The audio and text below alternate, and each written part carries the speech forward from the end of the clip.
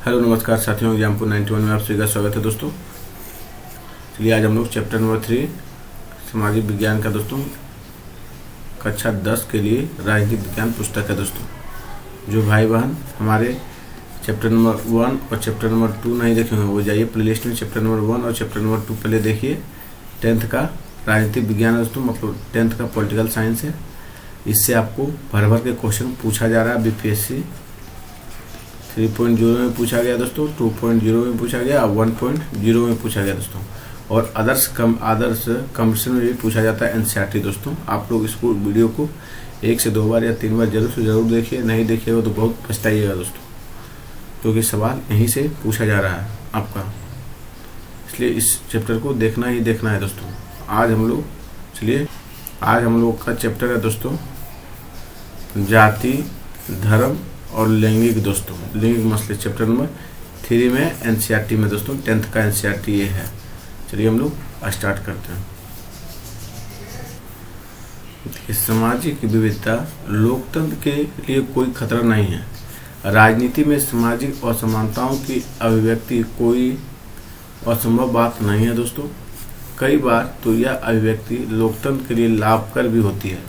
इस अध्याय में हम इस विचार को भारत में लोकतंत्र के कामकाज के संदर्भ में परखने की कोशिश करेंगे और हम यहाँ सामाजिक विभाजन, भेदभाव वाली 3 सामाजिक असमानताओं पर गौर करेंगे। ये हैं लिंग, धर्म और जाति पर आधारित सामाजिक विषमताएं और असमानताएं कैसी है और किस तरह राजनीति में अभिव्यक्त होती है। हम इस पर बारी बारी से गौर करेंगे और फिर हम यह देखने की कोशिश करेंगे कि इन असमानताओं पर आधारित अलग अलग अभिव्यक्तियाँ लोकतंत्र के लिए लाभकर या नुकसानदेह है दोस्तों। चलिए हम लोग स्टार्ट करते हैं। लैंगिक मसले और राजनीति दोस्तों। चलिए देखिए, निजी और सार्वजनिक का विभाजन दोस्तों।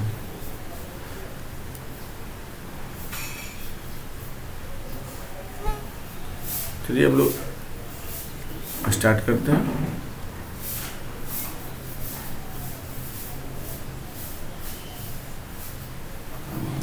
स्त्री शक्ति का उद्घोष करता है बंगाल का एक पोस्टर दोस्तों। स्त्री शक्ति का उद्घोष बंगाल का एक पोस्टर करता है दोस्तों। देखिए,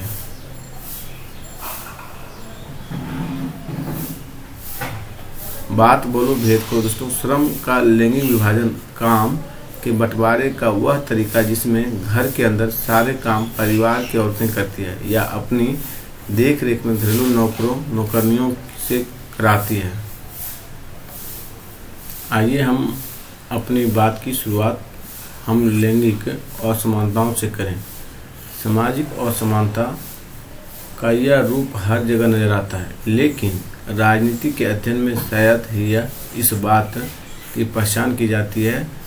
लैंगिक असमानता को स्वाभाविक या कहें कि प्राकृतिक और अपरिवर्तनीय मान लिया जाता है दोस्तों। लेकिन लैंगिक असमानता का आधार स्त्री और पुरुष की जैविक बनावट नहीं, बल्कि इन दोनों के बारे में प्रचलित रूढ़ छवियां और तयशुदा सामाजिक भूमिकाएं हैं दोस्तों। चलिए हम लोग आगे देखते हैं। राजनीतिक विज्ञान। इस किताब में हम घरेलू कामकाज की चर्चा क्यों कर रहे हैं? क्या यह राजनीति है? क्यों नहीं? अगर जनजाति का मतलब सत्ता है, क्यों नहीं? अगर राजनीति का मतलब सत्ता है तो परिवार में पुरुष की प्रधानता को भी राजनीतिक मानना चाहिए। क्यों नहीं? अगर राजनीति का मतलब सत्ता है तो परिवार में पुरुष की प्रधानता को भी राजनीतिक मानना चाहिए। चलिए हम लोग नेक्स्ट देखते हैं। देखिए, निजी और सार्वजनिक का विभाजन दोस्तों। लड़के और लड़कियों का पालन पोषण के क्रम में यह मान्यता उनके मन में बैठा दी जाती है कि औरतों की मुख्य जिम्मेदारी गृहस्थी चलाने और बच्चों का पालन पोषण करने की है। यह चीज़ अधिकतर परिवार के श्रम के लैंगिक विभाजन से झलकती है। यह चीज़ जो है दोस्तों अधिकतर परिवारों के श्रम के लैंगिक विभाजन से झलकती है। औरतें घर के अंदर का सारा काम काज जैसे खाना बनाना, सफाई करना, कपड़े धोना, बच्चे की देखरेख करना आदि करती है, जबकि मर्द घर के बाहर का काम करते हैं। ऐसा नहीं है कि मर्द सारे काम नहीं कर सकते। दरअसल वे सोचते हैं कि ऐसे कामों को करना औरतों के जिम्मे है, पर जब सिलाई कटाई से लेकर इन्हीं सारे कामों के लिए पैसा मिलते हैं तो मर्द खुशी खुशी यही काम घर के बाहर करते हैं। अधिकांश दर्जी या होटलों के रसोई पुरुष होते हैं। अधिकांश देखिएगा दोस्तों, तो दर्जी या होटलों के रसोई पुरुष ही होते हैं। इसी प्रकार औरतें घर के बाहर का काम ना करती हो तो ऐसा भी नहीं है। गांव में स्त्रियां पानी और जलावन जुटाने से लेकर खेत में खटने तक का काम करती है।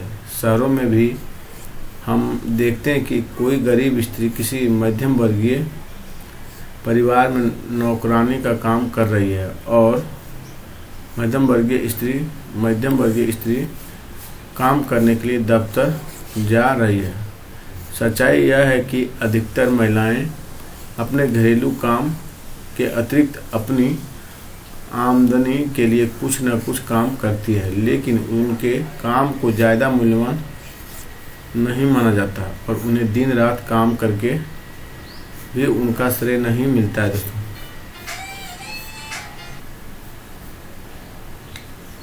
श्रम के इस तरह के विभाजन का नतीजा यह हुआ कि औरत तो घर की चारदीवारी में सिमट के रह गई और बाहर का सार्वजनिक जीवन पुरुषों के कब्जे में आ गया है। मनुष्य जाति की आबादी में औरतों का हिस्सा आधा है दोस्तों, पर सार्वजनिक जीवन में खासकर राजनीति में उनकी भूमिका नगण्य ही है। यह बात अधिकतर समाजों पर लागू होता है। पहले सिर्फ पुरुषों को ही सार्वजनिक मामले में भागीदारी करने और वोट देने या सार्वजनिक पदों के लिए चुनाव लड़ने की अनुमति थी। धीरे धीरे राजनीति में लैंगिक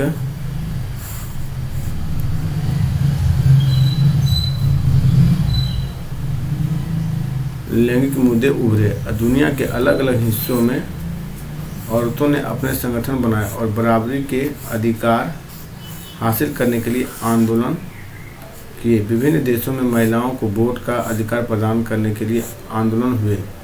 इन आंदोलनों में महिलाओं के राजनीतिक और वैधानिक दर्जे को ऊंचा उठाने और आदर्श स्त्री की कुछ वानगी देखिए दोस्तों, आदर्श स्त्री की कुछ वानगी, चलिए उसे बाद में देखेंगे। पहले हम लोग नीचे देखते हैं।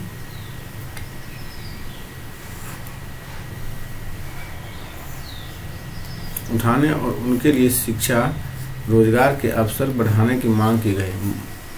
मूलगामी बदलाव की मांग करने वाले महिला आंदोलनों ने औरतों के व्यक्तिगत और पारिवारिक जीवन में भी बराबरी की मांग उठाई है।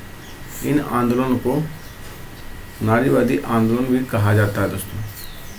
लैंगिक विभाजन की राजनीति अभिव्यक्ति और इस सवाल पर राजनीतिक गोलबंदी में सार्वजनिक जीवन में औरतों की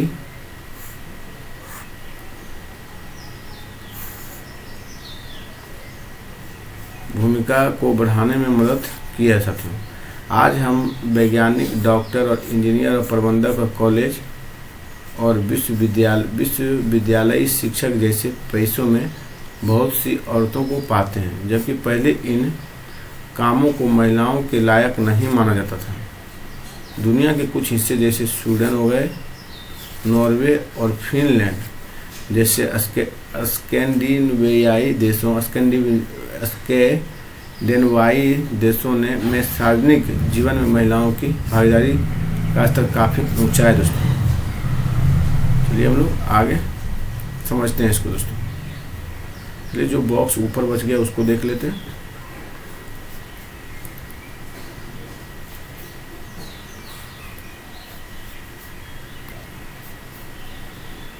टीवी सीरियल में निर्माताओं के लिए आदर्श दर्शक दोस्तों, देखिए सब दर्शक है दोस्तों और यहाँ टीवी चल रहा है।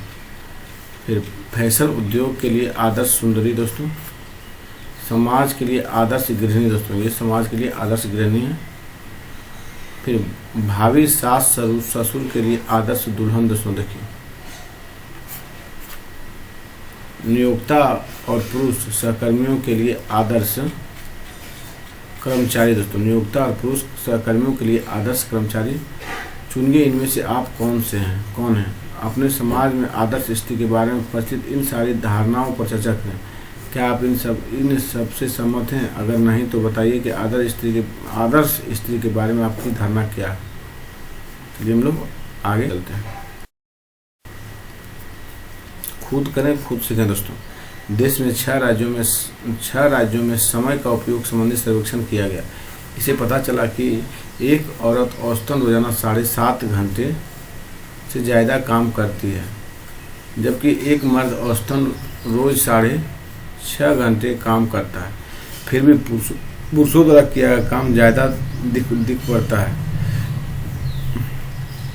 क्योंकि उससे आमदनी होती है। औरतों भी ढेर सारे ऐसे काम करती है जिसमें अप्रत्यक्ष रूप से आमदनी होती है, लेकिन उनका ज़्यादातर काम घर की चारदीवारी के अंदर होता है। इसके लिए उन्हें पैसे नहीं मिलते, इसलिए औरतों का काम दिखाई नहीं देता है दोस्तों। समय का उपयोग दैनिक घंटे और मिनट में देखिए। आमदनी वाले काम 6 घंटे पुरुष करते हैं और महिला 2.5 घंटा दोस्तों, 2 घंटा 40 मिनट दोस्तों। घर के काम पुरुष आधा घंटा करते हैं और महिला 5 घंटे करती है दोस्तों। गप्पाबाजी दोस्तों, पुरुष 1.25 घंटा करता है और महिला 1 घंटा 20 मिनट करती है। बिना काम के फुर्सत दोस्तों 3.5 घंटे करती है, 3 घंटे 40 मिनट करती है और महिला 3 घंटे 50 मिनट करती है दोस्तों। सोने, अपने शरीर की साफ सफाई, पढ़ना वगैरह 12 घंटा 25 मिनट पुरुष करते हैं और महिला 11 घंटा 10 मिनट करती है दोस्तों। भारत सरकार के समय के उपयोग सर्वेक्षण 1998-99 का ये है दोस्तों, स्रोत से लिया गया। आप अपने परिवार में समय का उपयोग वाला सर्वेक्षण कर सकते हैं। अपने परिवार के सभी वयस्क पुरुषों और महिलाओं के काम पर 1 हफ्ते तक गौर करें और यह दर्ज करें कि निम्नलिखित कामों पर हर आदमी कितना समय देता है। आमदनी वाले काम, दफ्तर, दुकान या कारखाना अथवा खेत वगैरह में काम। घरेलू काम जैसे खाना बनाना, झाड़ू पोछा, बर्तन धोना, कपड़े धोना, पानी लाना, बच्चों और बूढ़ों की देखरेख करना वगैरह। पढ़ना और मनोरंजन, गपशप करना, अपने शरीर की साफ सफाई, आराम करना या सोना। जरूरी लगे तो आप नई श्रेणी भी बना सकते हैं। इनमें से हर काम में जो समय लगता है उसका हफ्ते भर का हिसाब जोड़ लें और फिर उसे 7 से भाग देकर प्रत्येक सदस्य पर रोज का औसत निकालें। क्या आपके परिवार में भी महिलाएं पुरुषों से ज़्यादा काम करती है? चलिए हम लोग आगे देखते हैं दोस्तों।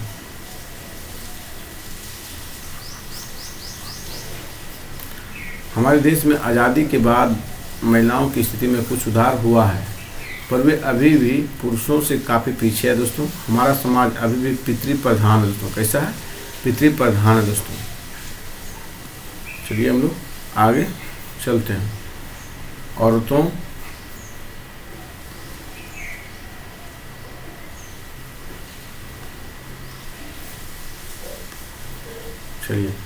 औरतों के साथ साथ अभी भी कई तरह के भेदभाव होते हैं, उनका दमन होता है। महिलाओं का साक्षरता दर अब मात्र 54% है दोस्तों, महिलाओं का ध्यान रखिएगा, जबकि पुरुषों में 76% है।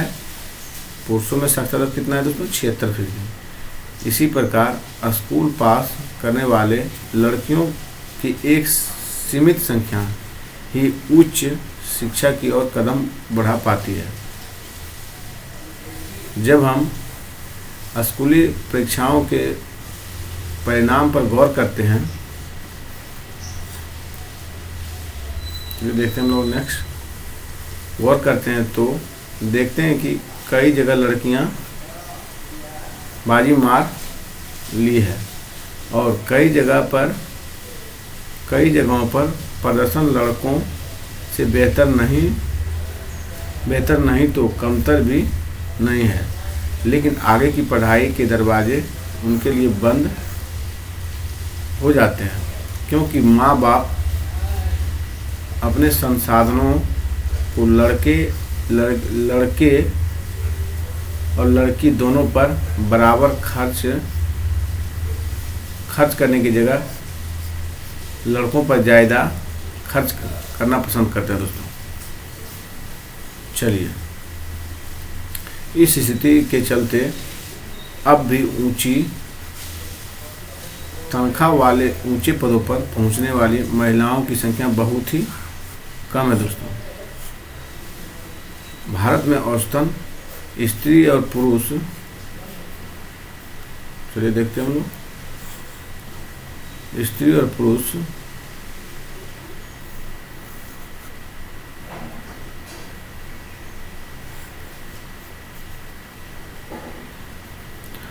की तुलना में रोजाना 1 घंटा ज़्यादा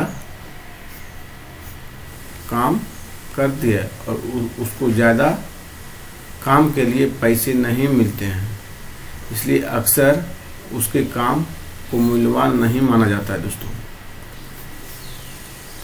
समान मजदूरी से संबंधित अधिनियम में कहा गया है कि समान काम के लिए समान मजदूरी दी जाएगी। बहरहाल काम के हर क्षेत्र में, यानी खेलकूद की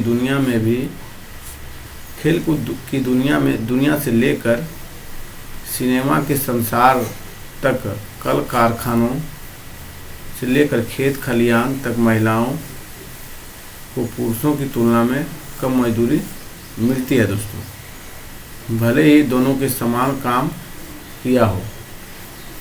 भारत के अनेक हिस्सों में माँ बाप को सिर्फ लड़कों की चाह होती है। लड़की को जन्म लेने से पहले ही खत्म कर देने के तरीके इसी मानसिकता से पनपते हैं कि इससे देश का लिंग अनुपात प्रति 1000 लड़कों पर लड़कियों की संख्या गिरकर 1919 रह गया है दोस्तों। साथ लगा नक्शा बताता है कि कई जगह पर यह अनुपात गिरकर 850 और कहीं 800 से नीचे चला गया दोस्तों। जैसे देखिए, महिलाओं के उत्पीड़न, शोषण और उन पर होने वाली हिंसा की खबरें रोज पढ़ने को मिलते हैं। शहरी इलाके में तो महिलाओं के लिए खास तौर पर और सुरक्षित शहरी इलाकों में महिलाओं के लिए खास तौर से असुरक्षित है दोस्तों। वे अपने घरों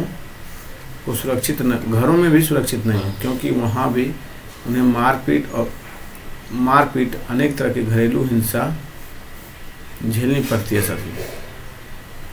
चलिए हम लोग नेक्स्ट देखते हैं आगे दोस्तों।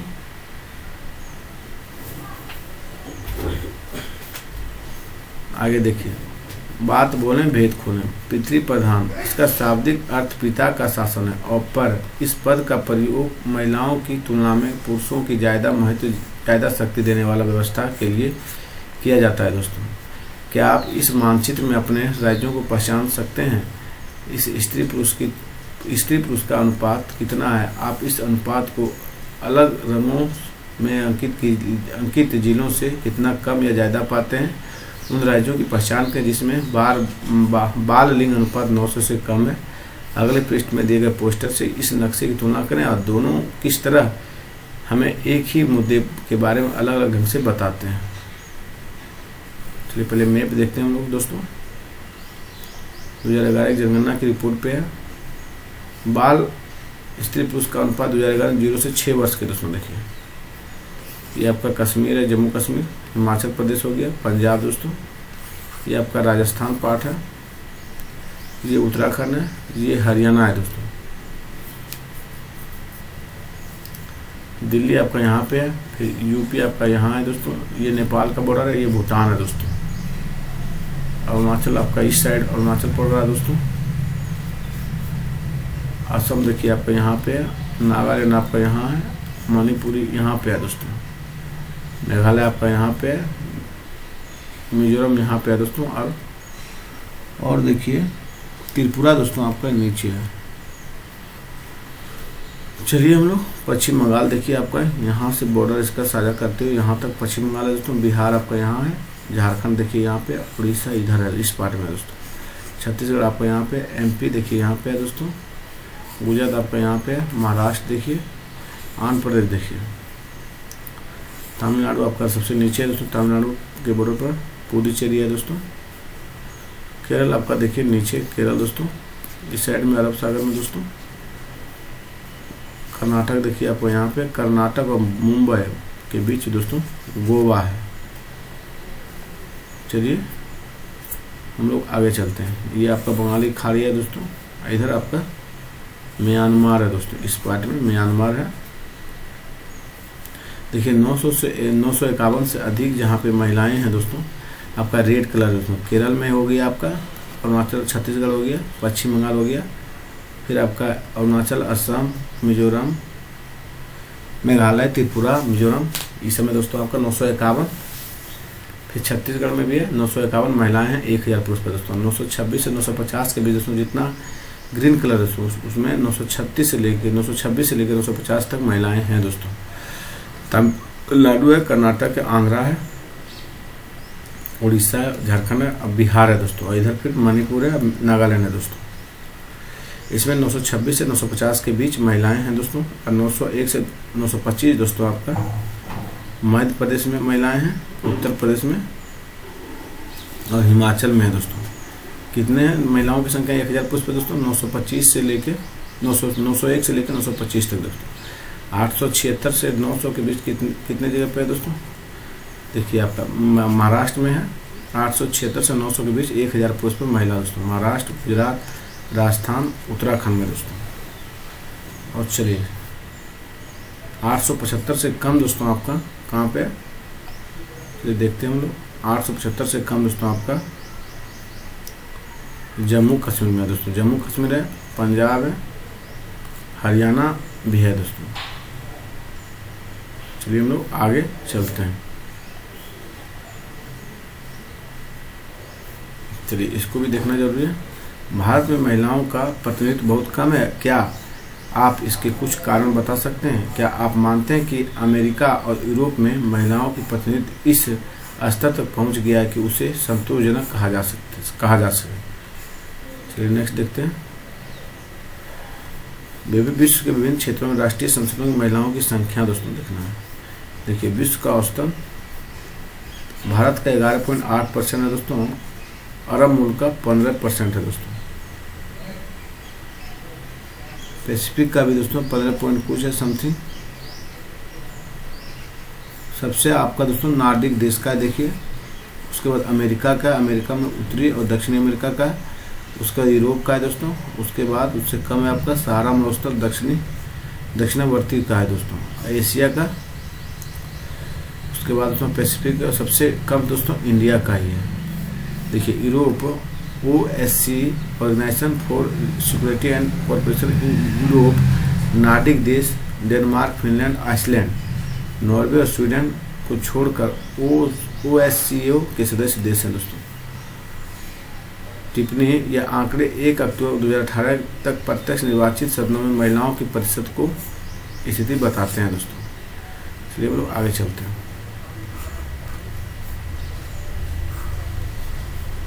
देखिए महिलाओं का राजनीतिक प्रतिनिधित्व दोस्तों। महिलाओं का राजनीतिक प्रतिनिधित्व ये कोई छुपी हुई बात नहीं है कि औरतों की भलाई या उसके साथ समान व्यवहार वाले मुद्दे पर पर्याप्त ध्यान नहीं दिया जाता है। इसी के चलते विभिन्न नारीवादी समूह और महिला आंदोलन इस निष्कर्ष पर पहुंचे हैं कि जब तक औरत का सत्ता पर नियंत्रण नहीं होगा तब तक इस समस्या का निपटारा नहीं हो सकता है।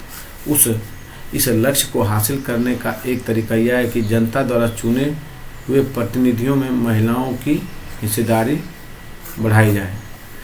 भारत की विधायिका में महिला प्रतिनिधित्व का अनुपात बहुत ही कम है दोस्तों। इम्पोर्टेंट लाइन है दोस्तों ये। भारत की संसद में जो विधायिका में महिलाओं का अनुपात जो है बहुत ही कम है। जैसे लोकसभा महिला सांसदों की संख्या पहली बार 2019 में 14.36% तक पहुंच सकी दोस्तों। राज्यों की विधानसभाओं में उनका प्रतिनिधित्व 5% है। कितना? 5% से भी कम है दोस्तों। देखिए, इस मामले में भारत का नंबर दुनिया के देशों में काफ़ी नीचे है दोस्तों। पृष्ठ 44 पर बॉक्स में आप लोग देख लीजिएगा। भारत इस मामले में अफ्रीका और लातिन अमेरिका के कई विकासशील देशों से भी पीछे है। कभी कभार कोई महिला प्रधानमंत्री या मुख्यमंत्री की कुर्सी तक आ गई है, पर मंत्रिमंडलों में पुरुषों का ही वर्चस्व रहा है दोस्तों। चलिए नेक्स्ट पॉइंट पे चलते हैं। इस समस्या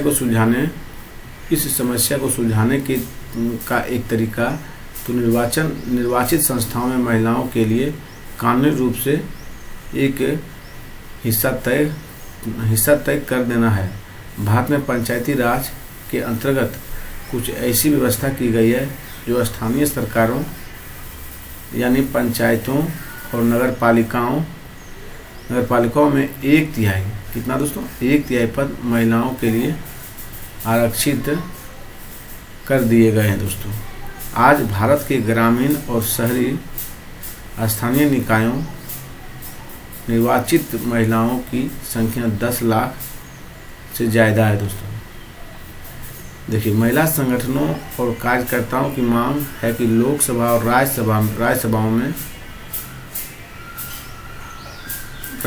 लोकसभा एवं राज्य विधानसभाओं में 1/3 सीटों दोस्तों 1/3 सीटें महिलाओं के लिए आरक्षित कर देनी चाहिए।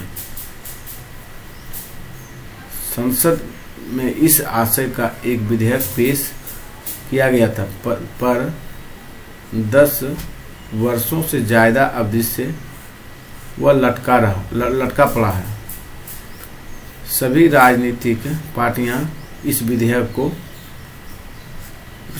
को लेकर एकमत नहीं है और यह पास नहीं हो सका। लैंगिक विभाजन इस बात की एक मिसाल है कि कुछ खास किस्म के सामाजिक विभाजनों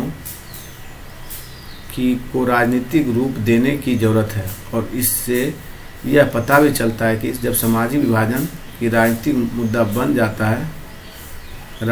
बन जाता है तो वंचित समूहों को किस तरह लाभ होता है। कि आपको लगता है अगर महिलाओं से मतभेद भरे व्यवहार का मसला राजनीतिक महिलाओं को भेदभाव भरे व्यवहार का मसला राजनीतिक तौर पर ना उठता तो उनको लाभ मिल पाना संभव था दोस्तों। देखिए, अभी वर्तमान में दोस्तों 106वां संविधान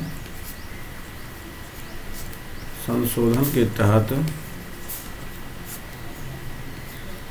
के तहत महिलाओं को 1/3 दोस्तों लोकसभा और राज्यसभा में आरक्षण दिया गया दोस्तों। करेंट क्वेश्चन है दोस्तों, पूछा भी गया था बीपीएससी 2.0 में दोस्तों। चलिए, चिंता मत करना, हम तुम्हारे लिए कोई ना कोई रास्ता ढूंढ ही लेंगे। चलिए, यह कार्टून बताता है कि महिला आरक्षण विधेयक संसद में पास क्यों नहीं हो पाए। क्या आप इस नज़रिए से सहमत हैं? चलिए, ऊपर वाला कार्टून देखते हैं दोस्तों। देखिए, अगर जातिवाद और संप्रदायवाद खराब चीज़ है तो नारीवाद क्यों अच्छा है? हम समाज की जाति, धर्म या लिंग के आधार पर बांटने वाली हर बात का विरोध क्यों नहीं करते हैं? चलिए हम लोग आगे सुरेंद्र द हिंदू का ये कार्टून है दोस्तों। चलिए हम लोग अब आगे देखेंगे धर्म, सांप्रदायिकता और राजनीति। दोस्तों क्या देखेंगे?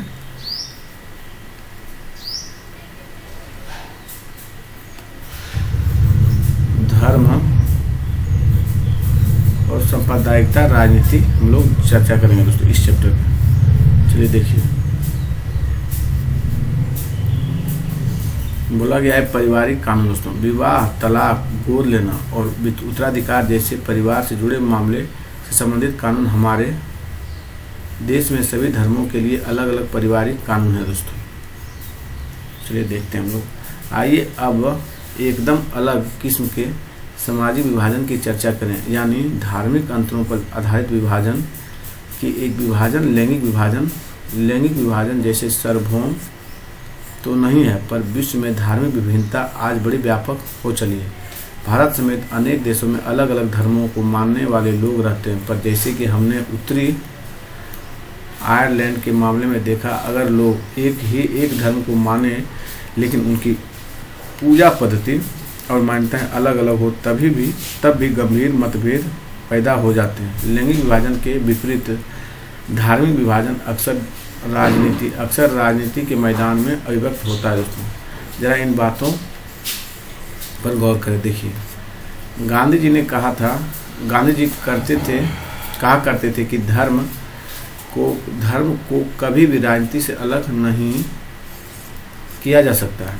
गांधी जी कहा करते थे कि धर्म को कभी भी राजनीति से अलग नहीं किया जा सकता है दोस्तों। इम्पोर्टेंट पॉइंट है दोस्तों, यहाँ से आपका सवाल बनता है दोस्तों। कभी भी धर्म को अलग नहीं किया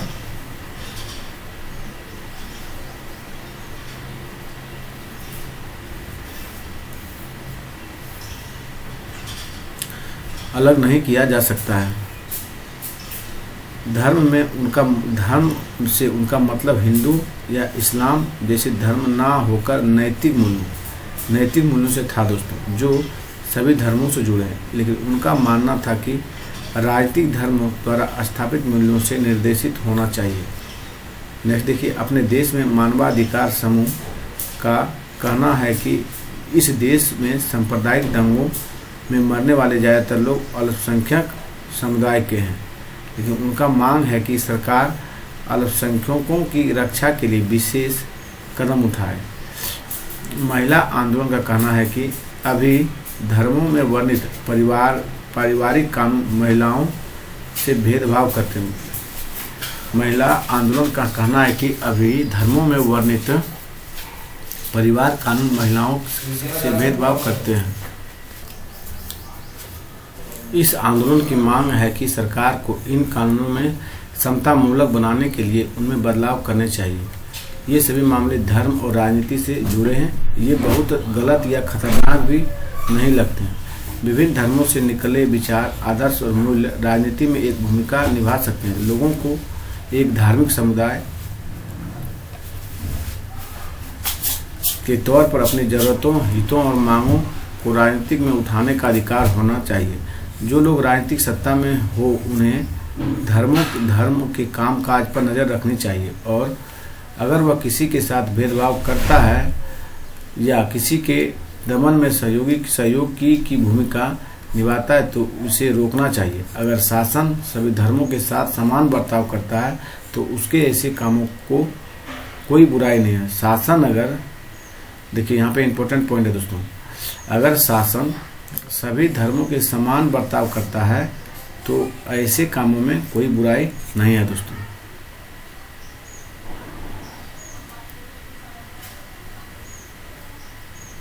या किसी भी धर्म में सहयोगी की भूमिका निभाता है तो उसे रोकना चाहिए, ये भी जरूरी है। सांप्रदायिकता देखिए, समस्या तब शुरू होती है जब धर्म को राष्ट्र का आधार मान लिया जाता है दोस्तों। पिछले अध्याय का आप उत्तरी आयरलैंड का उदाहरण राष्ट्रवाद की ऐसी अवधारणाओं से जुड़े खतरों को दिखाता है। देखिए, समस्या तब और विकराल हो जाती है जब राजनीतिक में धर्म की अभिव्यक्ति एक समुदाय की विशिष्टता के दावे और पक्ष पोषण का रूप लेनी लगती है। दोस्तों, धर्म की अभिव्यक्ति एक समुदाय की विशिष्टता के दावे और पक्ष पोषण का रूप लेने लगती है तथा इसके अनुयायी इसके अनुयायी जो थे दोस्तों दूसरे धर्मावलंबियों के खिलाफ मोर्चा खोलने लगते हैं।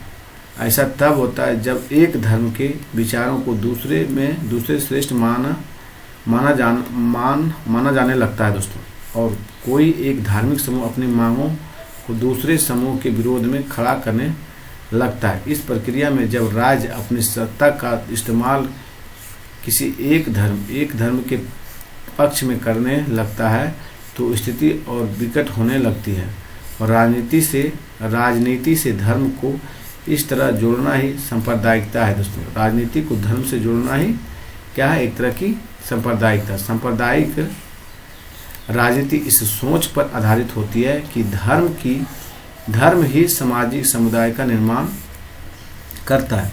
इस मामले के अनुकूल सोचना सांप्रदायिकता है दोस्तों। इस मामले के अनुकूल सोचना क्या है?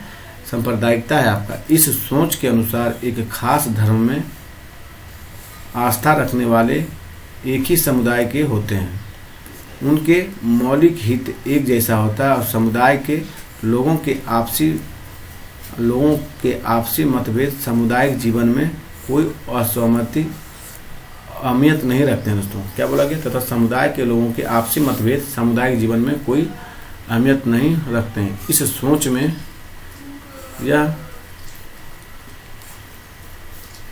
बात भी शामिल है कि किसी अलग धर्म को मानने वाले लोग दूसरे सामाजिक समुदाय का हिस्सा नहीं हो सकते।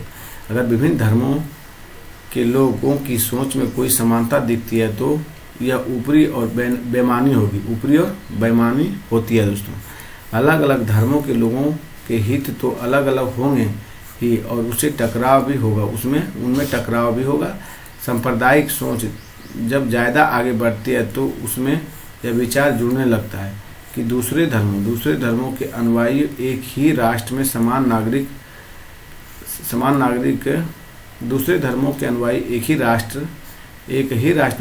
नागरिक के तौर पर नहीं रह सकते। इस मानसिकता के अनुसार या तो एक समुदाय के लोगों को दूसरे समुदाय के वर्चस्व में रहना होगा या फिर उनके लिए अलग राष्ट्र बनाना होगा दोस्तों। यह मान्यता बुनियादी रूप से गलत है। एक धर्म के लोग हित और उनकी आकांक्षाएं हर मामले में एक जैसी हो, यह संभव नहीं है। हर व्यक्ति कई तरह की भूमिका निभाता है। उनकी हैसियत और पहचान अलग अलग होती है। हर समुदाय में तरह तरह के विचार के लोग होते हैं। इन सभी को अपनी बात कहने का अधिकार है साथियों। इसलिए एक धर्म से जुड़े सभी लोगों को किसी गैर धार्मिक संदर्भ में एक करके देखना उस समुदाय की विभिन्न आवाज़ों को बढ़ाना है दोस्तों, विभिन्न आवाज़ों को दबाना है दोस्तों। फिर से यहाँ से देखिए, इम्पोर्टेंट है। इन सभी को अपनी बात कहने का अधिकार है और इसलिए एक धर्म से जुड़े सभी लोगों को किसी गैर धार्मिक संदर्भ में एक करके देखना उस समुदाय की विभिन्न आवाज़ों को दबाना है दोस्तों। सांप्रदायिकता राजनीति में अनेक रूप धारण कर सकती है दोस्तों। सांप्रदायिकता जो है राजनीति में अनेक रूप धारण कर सकती है। नेक्स्ट देखिए, सांप्रदायिकता की सबसे आम अभिव्यक्ति दैनिक जीवन में ही दिखती है दोस्तों, दैनिक जीवन में दिखती है। इनमें धार्मिक पूर्वाग्रह, धार्मिक समुदायों के बारे में बनी बनाई धारणा और एक धर्म को दूसरे धर्म में श्रेष्ठ मानने की मान्यताएं शामिल है। ये चीज़ इतनी आम है कि अक्सर हम उन पर ध्यान तक नहीं देते, जबकि ये हमारे अंदर ही बैठी होती है।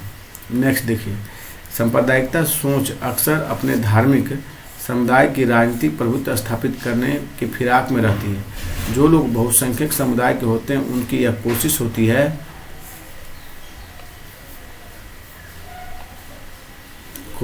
कि बहुसंख्यकवाद का रूप ले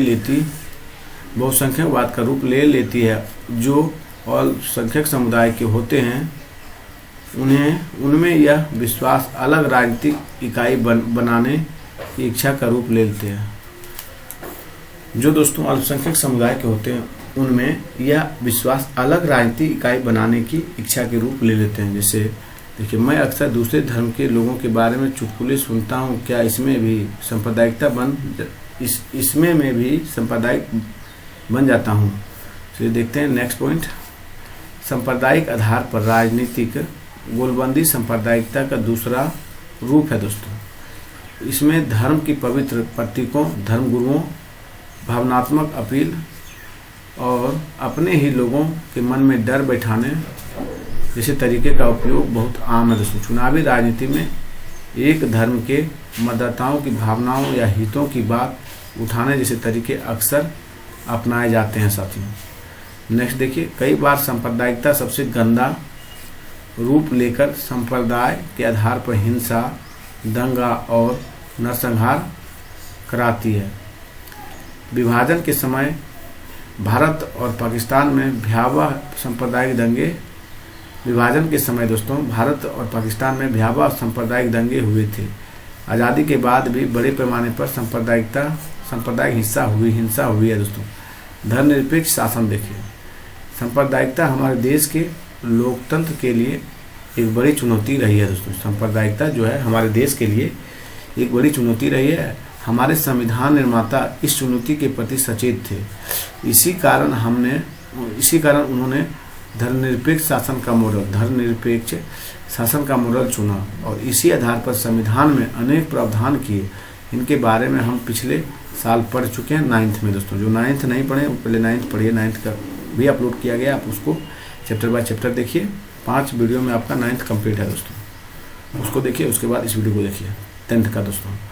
भारतीय राज्य में किसी भी धर्म को राजनीतिक धर्म के रूप में अंगीकार नहीं किया है, लेकिन क्या बोला गया फिर देखिए, भारतीय राज्य ने किसी भी धर्म को राजकीय धर्म के रूप में अंगीकार नहीं किया। श्रीलंका में बौद्ध धर्म, पाकिस्तान में इस्लाम और इंग्लैंड में ईसाई धर्म का जो दर्जा रहा है उसके विपरीत भारत का संविधान किसी भी धर्म को विशेष दर्जा नहीं देता है दोस्तों। मतलब भारत का कोई भी अपना धर्म नहीं है साथियों। नेक्स्ट पॉइंट देखिए, संविधान सभी नागरिकों और समुदायों को किसी भी धर्म का पालन करने और प्रचार करने की आज़ादी देता है। देखिए, संविधान धर्म के आधार पर किए जाने वाले किसी धर्म के भेदभाव को असंवैधानिक घोषित करता है साथियों। चलिए हम लोग आगे चलते हैं।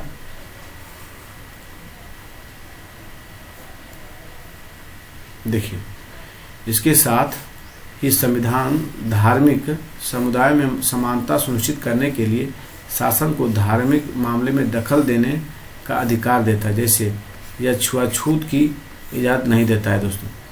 इस हिसाब से देखें तो धर्मनिरपेक्षता कुछ पार्टियां या व्यक्तियों की एक विचारधारा भर नहीं है, यह विचार हमारे संविधान की बुनियाद है दोस्तों। इस हिसाब से देखें तो धर्मनिरपेक्षता कुछ पार्टियों या व्यक्तियों की एक विचारधारा पर नहीं है, यह विचार हमारे संविधान की बुनियाद है दोस्तों। सांप्रदायिकता भारत में सिर्फ कुछ लोगों के लिए ही एक खतरा नहीं है, यह भारत की बुनियादी अवधारणा के लिए एक चुनौती है दोस्तों, एक खतरा है। हमारी तरह का धर्मनिरपेक्ष संविधान जरूरी चीज़ है, पर अकेले इसी के बूते सांप्रदायिकता का मुकाबला नहीं किया जा सकता।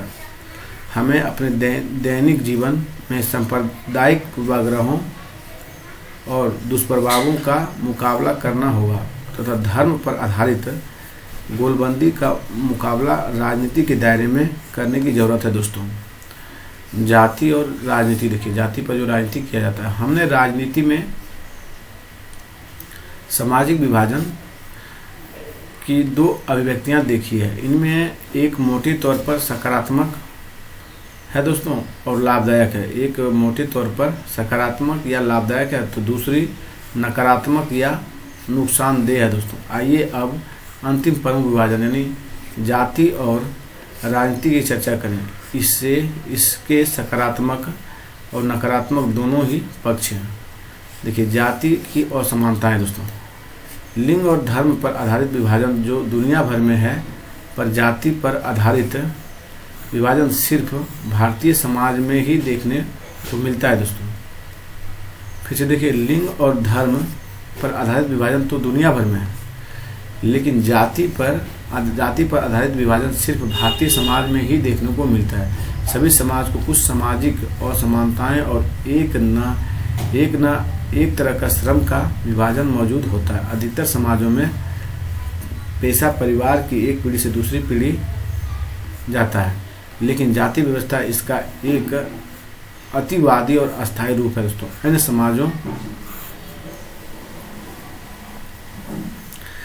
समाजों में मौजूद असमानताओं को यह खास अर्थों में भिन्न है दोस्तों। इसमें पेशा की वंशानुगत विभाजन को रीति रिवाजों की मान्यता प्राप्त है।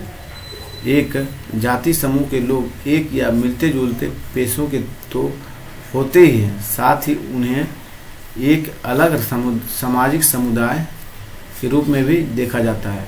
उनमें आपस में ही बेटी रोटी अर्थात शादी और खान पान का संबंध रहता है दोस्तों। अन्य जाति समूहों में अनेक बच्चों की ना तो शादी हो सकती है और ना महत्वपूर्ण पारिवारिक और सामुदायिक अभियोजनों में उनकी पात में बैठकर दूसरी जाति के लोग भोजन कर सकते हैं दोस्तों। पात मतलब दोस्तों थाली। वर्ण व्यवस्था देखिए, अन्य जाति समूहों से भेदभाव और उन्हें अपने से अलग मानने की धारणा पर आधारित है। इसमें अत्यंत जातियों के साथ छुआछूत का व्यवहार किया जाता था। इसकी चर्चा हमने कक्षा 9 में की थी। यही कारण है कि ज्योतिबा फुले, महात्मा गांधी, डॉक्टर बी.आर. अम्बेडकर और पेरियार रामास्वामी नायकर जैसे राजनेताओं ने, फिर से इसको देखिए दोस्तों, जैसे ज्योतिबा फुले, महात्मा गांधी, डॉक्टर बी.आर. अम्बेडकर और पेरियार रामास्वामी नायकर जैसे नेताओं और समाज सुधारकों ने जातिगत भेदभाव से मुक्त समाज व्यवस्था बनाने की बात की और उनके लिए काम किया। महापुरुषों के प्रयासों और सामाजिक आर्थिक बदलावों के चलते आधुनिक भारत में जाति की संरचना और जाति व्यवस्था भारी बदलाव आया दोस्तों। आर्थिक विकास, शहरीकरण, साक्षरता और शिक्षा के विकास, पेशा चुनने की आज़ादी और गांव में जमींदारी व्यवस्था के कमज़ोर पड़ने से जाति व्यवस्था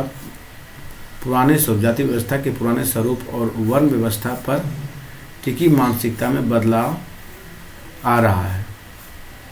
शहरी इलाकों में अब ज़्यादातर इस बात पर कोई हिसाब नहीं रखा जाता है कि ट्रेन या बस में आपके साथ कौन बैठा है या रेस्तरां में आपकी मेज पर बैठकर खाना खा रहे आदमी की जाति क्या है। संविधान में किसी भी तरह के जातिगत भेदभाव निषेध है दोस्तों संविधान में। चलिए हम लोग नेक्स्ट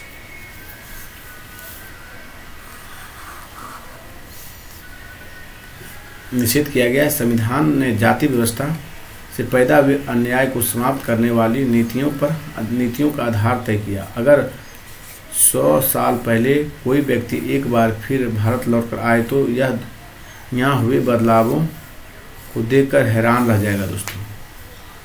देखिए, बहरहाल समकालीन भारत से जाति प्रथा विदा नहीं हुई है, लेकिन जाति व्यवस्था के कुछ पुराने पहलू अभी भी बरकरार हैं। अभी भी ज़्यादातर लोग अपनी जाति या कबीले में ही शादी करते हैं। स्पष्ट संवैधानिक प्रावधान के बावजूद छुआछूत की प्रथा अभी पूरी तरह समाप्त नहीं हुई है। जाति व्यवस्था के अंतर्गत सदियों से कुछ समूहों को लाभ की स्थिति में तो कुछ समूहों को दबाकर रखा गया दोस्तों। कुछ को लाभ हुआ, कुछ समूह को दबाकर रखा गया। इसका प्रभाव सदियों बाद आज तक नज़र आता है दोस्तों। जिन जातियों में पहले से ही पढ़ाई लिखाई का चलन मौजूद था और जिनकी शिक्षा पर पकड़ थी, आधुनिक शिक्षा व्यवस्था में भी उन्हीं पर बोलबाला है दोस्तों। जिन जातियों को पहले शिक्षा से वंचित रखा जाता था उनके सदस्य अभी भी स्वाभाविक तौर पर पिछड़े हुए हैं।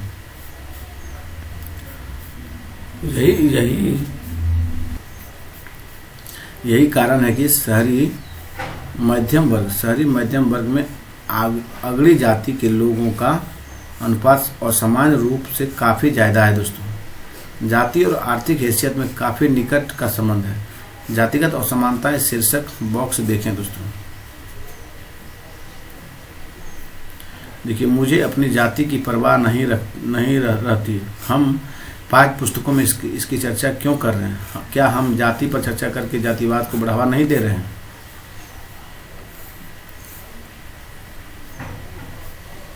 अब तुम्हें यह पसंद नहीं आ रहा है क्या? तुम ही ने कहा था कि जहाँ भी प्रभुत्व या वर्चस्व की बात आए तो हमें राजनीतिक विज्ञान में उसकी चर्चा करनी चाहिए। क्या हमारे चुप रहने से जाति व्यवस्था समाप्त हो जाएगा? वर्ण व्यवस्था जाति समूह का पदानुक्रम जिसमें एक जाति के लोग हर हाल में सामाजिक पायदान में सबसे ऊपर रहेंगे तो किसी अन्य जाति समूह के लोग क्रमागत के रूप में उनके नीचे दोस्तों। चलिए, यह मान्यता हमारे अनुभव से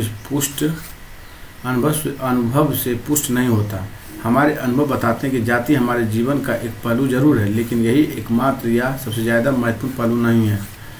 राजनीति में जाति अनेक रूप ले सकती है। राजनीति में जो है दोस्तों, जाति अनेक रूप ले सकती है। जब पार्टियां चुनाव के लिए उम्मीदवार के नाम तय करती है तो चुनाव क्षेत्र के मतदाताओं की जातियों का हिसाब ध्यान में रखती है ताकि उन्हें चुनाव जीतने के लिए जरूरी वोट मिल जाए। जब सरकार का गठन किया जाता है तो राजनीतिक दल इस बात का ध्यान रखते हैं कि उनमें विभिन्न जातियां और कबीलों के लोगों को उचित जगह दी जाए। राजनीतिक पार्टियां और उम्मीदवार समर्थन हासिल करने के लिए जातिगत भावनाओं को उकसाते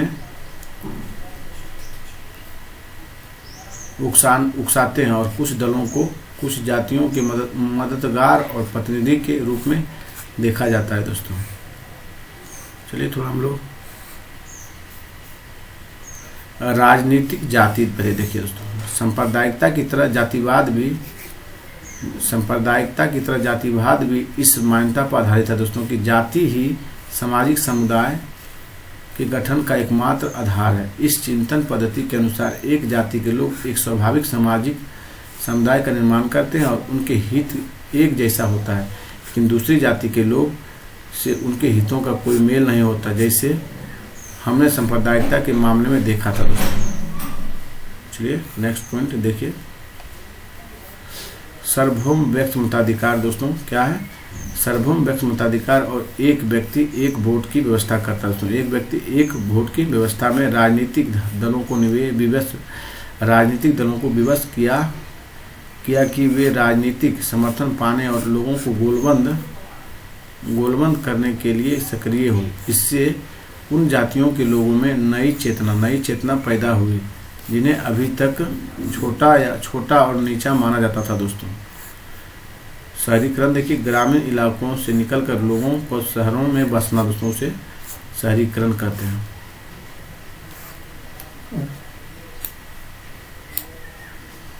चलिए हम लोग आगे देखते हैं।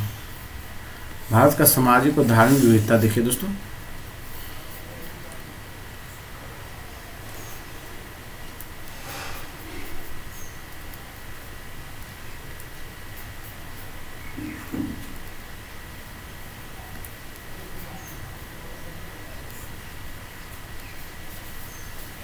जनगणना के प्रत्येक 10 साल बाद सभी नागरिकों के धर्म को भी दर्ज किया जाता है। जनगणना विभाग के आदमी घर घर जाकर अपने लोगों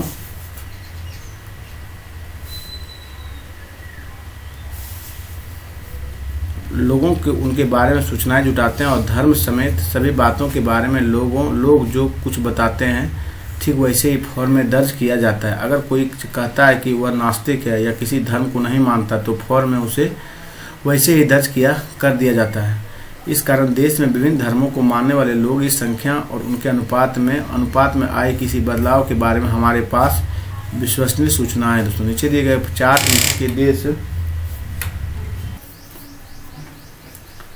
6 प्रमुख धार्मिक समुदायों की आबादी के अनुपात का पता चलता है। आज़ादी के बाद प्रत्येक धार्मिक समुदाय की आबादी तो काफ़ी बढ़ी है, पर कुछ आबादी में उनका अनुपात ज़्यादा नहीं बदला है। प्रतिशत के हिसाब से देखें तो 1961 के बाद हिंदू, जैन और ईसाई समुदाय का हिस्सा मामूली रूप से घटा है, जबकि मुसलमान, सिख और बौद्धों का हिस्सा मामूली रूप से बढ़ा है। दोस्तों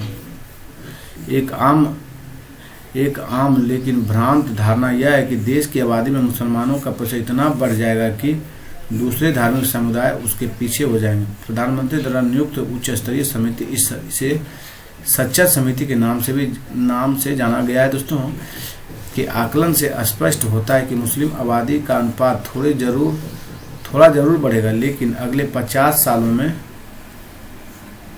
यह बढ़कर 3 से 4% तक ही रहेगा।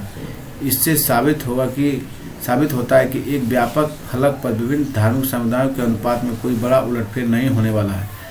यह बात प्रमुख जाति समूहों पर भी लागू होगा। जनगणना में सिर्फ 2 विशिष्ट समूह अनुसूचित जाति और अनुसूचित जनजाति की गिनती अलग से दर्ज की जाती है। इन दोनों बड़े समूहों में ऐसी सैकड़ों जातियां और आदिवासी समूह शामिल हैं जिनके नाम सरकारी अनुसूची में दर्ज हैं।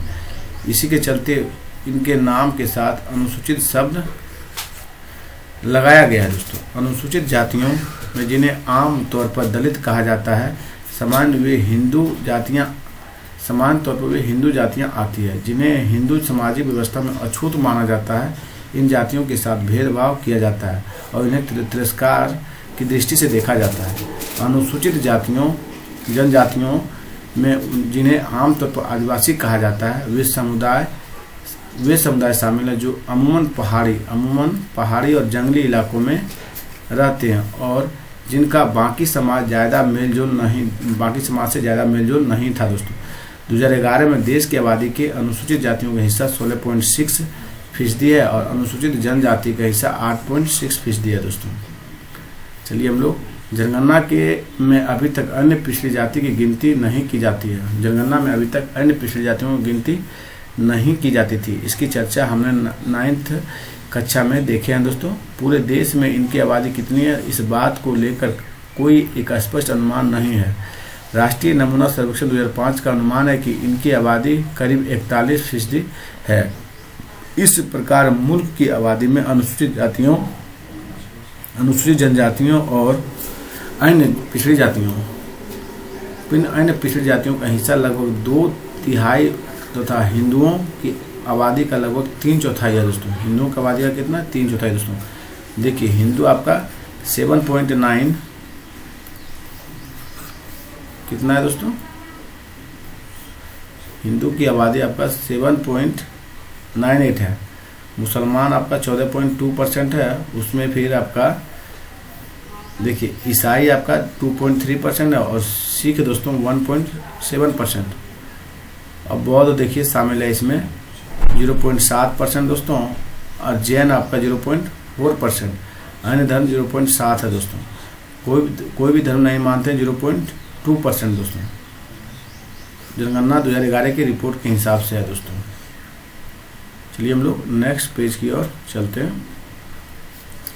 राजनीति में जाति पर जोर देने के कारण कई बार यह धारणा बन जाती है कि चुनाव जातियों का खेल है, कुछ और नहीं। यह बात सच नहीं है। जरा इन चीज़ों पर गौर कीजिए। देश के किसी भी एक संसदीय चुनाव क्षेत्र में किसी एक जाति के लोगों का बहुमत नहीं है। इसलिए हर पार्टी उम्मीदवार को चुनाव जीतने के लिए एक जाति और एक समुदाय से ज़्यादा लोगों का भरोसा हासिल करना पड़ता है। दोस्तों नेक्स्ट देखिए, कोई भी पार्टी किसी एक जाति या समुदाय के सभी लोगों को वोट हासिल नहीं कर सकती। जब लोग किसी जाति विशेष को किसी एक पार्टी का वोट बैंक करते हैं किसी एक पार्टी का वोट बैंक कहते हैं तो इसका मतलब यह होता है कि उस जाति के ज़्यादातर लोग उसी पार्टी के वोट देते हैं। अगर किसी चुनाव क्षेत्र में एक जाति के लोगों का प्रभुत्व माना जा रहा है तो अनेक पार्टियों को उसी जाति का उम्मीदवार खड़ा करने से कोई रोक नहीं सकता। ऐसे में कुछ मतदाताओं के सामने उनकी जाति के एक से ज़्यादा उम्मीदवार होते हैं तो किसी न किसी जाति के मतदाताओं के सामने उनकी जाति का एक भी उम्मीदवार नहीं होता है दोस्तों। चलिए नेक्स्ट देखिए, हमारे देश में सत्तारूढ़ दल वर्तमान संसदों में विधायकों को अक्सर हार का सामना करना पड़ता है। अगर जातियों और समुदायों के राजनीतिक पसंद एक ही होती तो ऐसा संभव नहीं हो पाता दोस्तों। स्पष्ट है कि चुनाव में जाति की भूमिका महत्वपूर्ण होती है, किंतु दूसरे कारक भी इतने ही असरदार होते हैं। मतदाता अपनी जातियों से जितना जुड़ाव रखते हैं अक्सर उससे ज़्यादा गहरा जुड़ाव राजनीतिक दलों से रखते हैं। एक जाति समुदाय के भीतर भी अमीर और गरीबी लोगों के हित अलग अलग होते हैं। एक ही समुदाय के अमीर और गरीब लोग अक्सर अलग अलग पार्टियों को वोट देते हैं। सरकार के कामकाज के बारे में लोगों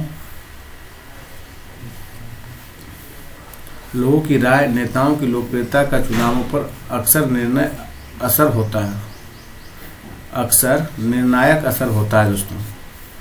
जाति के अंदर राजनीति देखिए, अभी तक हमने इसी चीज़ पर गौर किया कि राजनीति में जाति की क्या भूमिका होती है, पर इसका यह मतलब नहीं है कि जाति और राजनीति के बीच सिर्फ एक तरफा संबंध होता है। राजनीति भी जातियों को राजनीति के अखाड़े में लाकर जाति व्यवस्था और जातिगत पहचान को प्रभावित करती है। इस तरफ सिर्फ राजनीति ही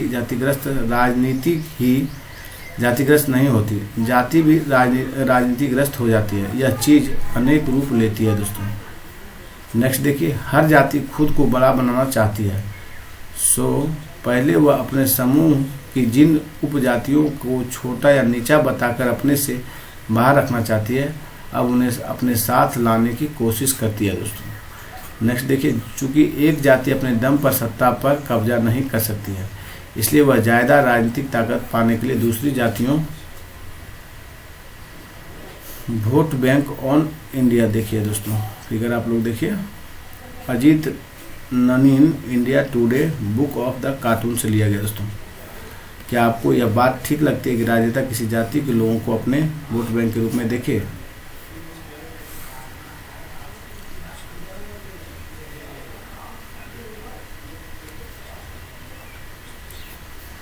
जातिगत असमानता देखिए दोस्तों, जातिगत असमानता में आर्थिक असमानता एक महत्वपूर्ण अधिकार दोस्तों। आर्थिक असमानता का एक महत्वपूर्ण आधार जाति भी है, क्योंकि दोस्तों इससे विभिन्न संसाधनों तक लोगों की पहुंच निर्धारित होती है। उदाहरण के लिए पहले अछूत कहे जाने वाली जातियों के लोगों को जमीन रखने का अधिकार नहीं था, जबकि कथित द्विज जातियों को ही शिक्षा पाने का अधिकार था, मतलब ऊंचा जाति के दोस्तों। आज जाति पर आधारित इस किस्म की औपचारिक और प्रकट असमानताएं तो गैर कानूनी हो गई, पर सदियों से जिस व्यवस्था ने कुछ समूहों को लाभ या घाटे की स्थिति बनाए रखा, उसकी संचित असर अभी भी महसूस किया जा सकता है। इतना ही नहीं, इस बीच नई तरह की असमानताएं भी उभरी है दोस्तों। देखिए, निश्चित रूप से जाति और आर्थिक हैसियत की पुरानी स्थिति में काफ़ी बदलाव आया है। आज ऊंची और नीची किसी भी जाति में बहुत अमीर और बहुत गरीब लोग देखे जा सकते हैं। बस 20-30 वर्ष पहले तक ऐसा नहीं था। 20-30 वर्ष पहले ऐसा नहीं था। तब सबसे नीचे जातियों में कोई अमीर और आदमी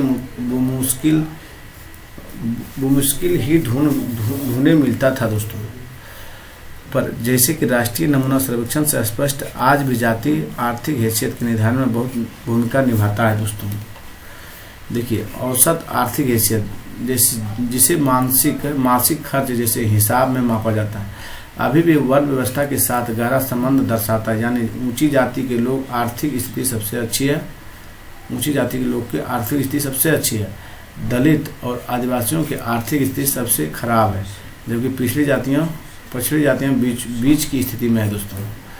नेक्स्ट पॉइंट देखिए, हर जाति में गरीब लोग हैं, पर भारी दरिद्रता सरकारी गरीबी रेखा के नीचे जीवन बसर करने वाले ज्यादा बड़ी संख्या सबसे निचली जातियों के लोगों की है। ऊंची जातियों में गरीबी का प्रतिशत सबसे कम है दोस्तों ऊंची जाति में। इस मामले में भी पिछड़ी जातियों के लोग बीच की स्थिति में है दोस्तों। आज सभी जातियों में अमीर लोग हैं, पर यहाँ भी ऊंची जाति वाले का अनुपात बहुत ज़्यादा है और निचली जातियों का बहुत कम दोस्तों। गरीबी रेखा के नीचे जीवन बसर करने वाले का प्रतिशत अनुपात 1999-2000 के आंकड़ा में देखिए दोस्तों। अनुसूचित जनजातियाँ का ग्रामीण में 45.8 गरीबी में है दोस्तों और शहरी में 35.6 दोस्तों। अनुसूचित जातियाँ दोस्तों 35.9 है ग्रामीण में और शहरी में 38.3 दोस्तों गरीबी में। अन्य पिछड़ा जातियाँ देखिए दोस्तों 27% है और शहरी में 29.5 दोस्तों। मुसलमान अगड़ी जातियाँ 26.8 ग्रामीण में गरीबी रेखा के नीचे है दोस्तों और शहर में 34.2% दोस्तों। हिंदू अगली जातियाँ आपका 11.7 है और शहरी में 9.9 दोस्तों।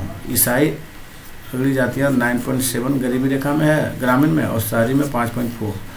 ऊंची जातियाँ सिख दोस्तों 0 है और शहरी में 4.9% गरीबी है दोस्तों।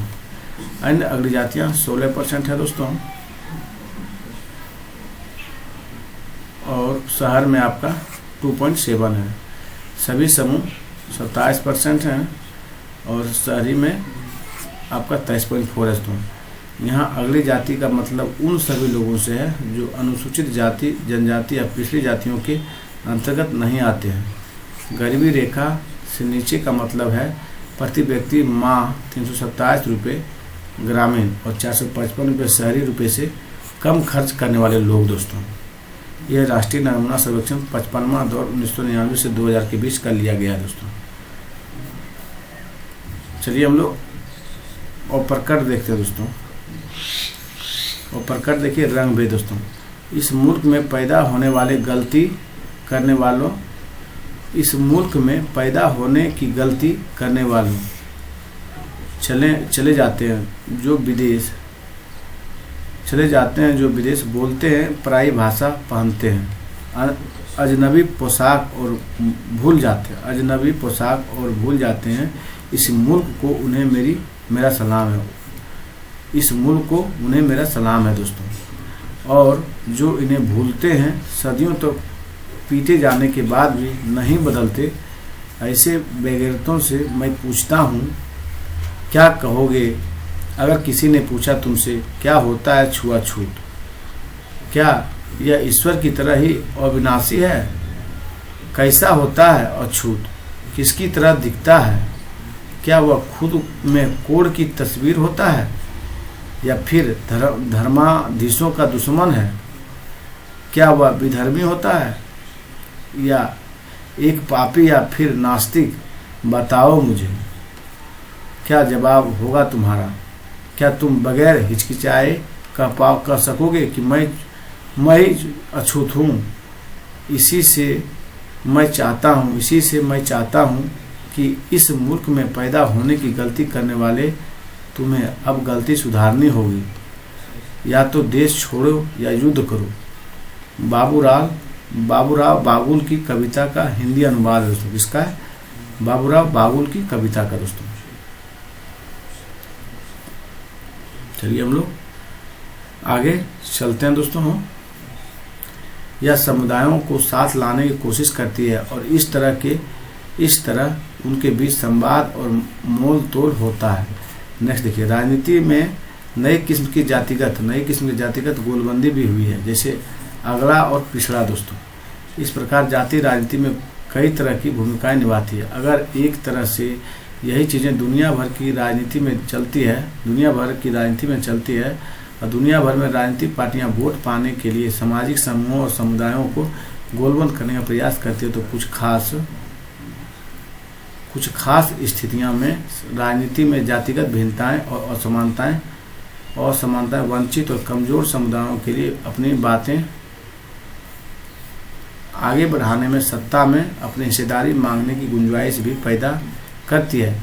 इस अर्थ में जातिगत राजनीति में दलित और पिछड़ी जातियों के लोग के लिए सत्ता तक पहुंचने और निर्णय प्रक्रिया को बेहतर ढंग से प्रभावित करने की स्थिति भी पैदा की है। अनेक पार्टियां और गैर राजनीतिक संगठन खास जातियों के खिलाफ भेदभाव समाप्त करने और उनके साथ ज़्यादा सम्मानजनक व्यवहार करने और उनके लिए जमीन जायदाद और अवसर उपलब्ध कराने की मांग को लेकर आंदोलन करते रहे हैं। पर इसके साथ ही यह भी सच है कि सिर्फ जाति पर जोर देना नुकसानदेह हो जा सकता है। जैसे कि धर्म के मसले से स्पष्ट होता है कि सिर्फ जातिगत पहचान पर आधारित राजनीतिक लोकतंत्र के लिए शुभ नहीं होती है। इससे अक्सर गरीबी, विकास, भ्रष्टाचार जैसे ज़्यादा बड़े मुद्दों से लोगों को ध्यान भी भटकता है। कई बार जातिवाद तनाव और टकराव और हिंसा को भी बढ़ावा देता है दोस्तों। इसलिए आज का सेशन आपका समाप्त हुआ है दोस्तों। आपका ये टॉपिक नंबर 3 आपका कंप्लीट हो गया दोस्तों। जाति, नस्ल और धर्म पर दोस्तों जो टॉपिक था, आप भाई बहनों से गुजारिश है आप लोग इस वीडियो को 1 से 2 बार जरूर से जरूर देखिएगा। धन्यवाद दोस्तों।